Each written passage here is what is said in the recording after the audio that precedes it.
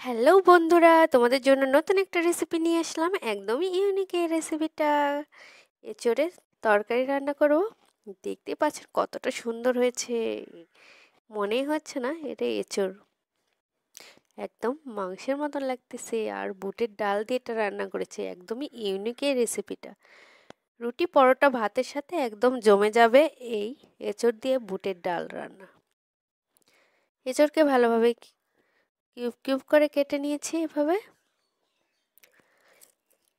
আর এখানে নিয়েছি বুটের ডাল, আর কিছু আলু ছোট করে নিয়েছি। ছোট ছোট দেশি আলুগুলো নিয়েছি। ভালোভাবে ধুয়ে পরিষ্কার করে এখন প্রেসার কুকারে দিয়ে দিচ্ছি ভাপ দেওয়ার জন্য। একটু 2টা সিটি দিয়ে নিব। এর জন্য অল্প পরিমাণে একটু নুন আর হলুদটা দিয়ে দিচ্ছি। জল দিয়ে এখন এটাকে 2টা সিটি দিয়ে ভালোভাবে সিদ্ধ করে নিব। এই তো হয়ে গেছে। এখন জলটা নিংড়িয়ে রেখেছি আর এদিকে বুটের ডালটাও সিদ্ধ করার জন্য দিয়ে দিয়েছি। এখন এগুলো আমি ভালো করে ভেজে নিব। আগে থেকে ভাপিয়ে রাখা এঁচোড়া অল্প পরিমাণ আলু দিয়ে ভাপিয়ে রেখেছিলাম, সেটাকে আমি ভালো করে ভেজে নিলাম। অনেক ভালো করে লাল লাল করে ভেজে উঠিয়ে নিয়েছি। বুটের ডালটাও এদিকে সিদ্ধ করে নিয়েছি। আর এখানে দিয়ে দিচ্ছি গরম তেল হতেই কিছু গোটা মশলাগুলো দিয়ে দিচ্ছি। তেজপাতা, শুকনো লঙ্কা, দারচিনি, গোটা জিরা, কাঁচা লঙ্কা একটু ভেঙে দিয়ে দিলাম। আর বড় এলাচ, ছোট এলাচটাও দিয়ে দিলাম। একটু নাড়াচাড়া করে এটাকে তেলে ফ্লেভারটা ছড়িয়ে নিলাম। নতুন বন্ধুদের অনেক অনেক ভালোবাসা ও শুভেচ্ছা। পুরাতন বন্ধুদের জন্য অনেক অনেক অভিনন্দন। তারপরে দিয়ে দিলাম এখানে কিছুটা পেঁয়াজ কুচি আর কিছু গোটা রসুন। দেওয়ার পরে একটু পেঁয়াজের কালারটা চেঞ্জ হতে, পেঁয়াজ রসুনের কালারটা একটু চেঞ্জ হতে এখানে দিয়ে দিলাম হলুদ। যেহেতু আমি কাঁঠালটা সিদ্ধ করার সময়,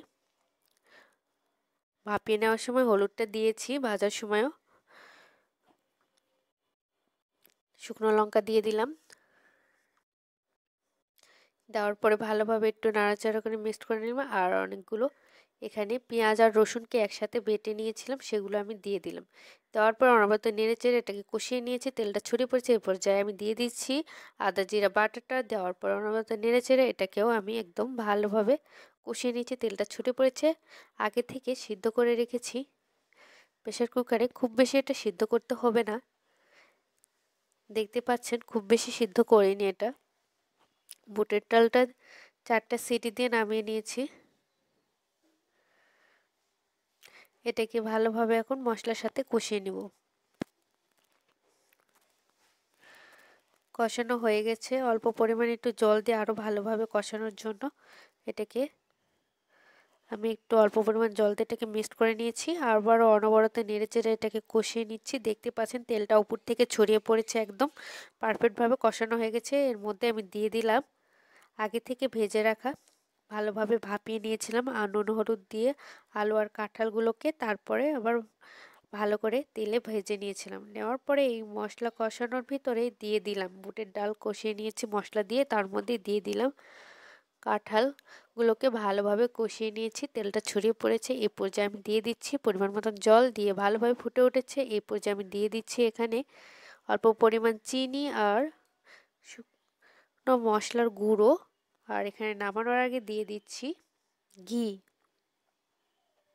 দেওয়ার পরে এটাকে ভালোভাবে নেড়ে চেড়ে এটাকে একদম তেল যখন উপর থেকে ছড়িয়ে আসবে তখন বুঝতে হবে এটা রান্নাটা হয়ে গেছে। একদম ঘন হয়ে আসবে, তেলটা উপরে ছড়িয়ে আসবে।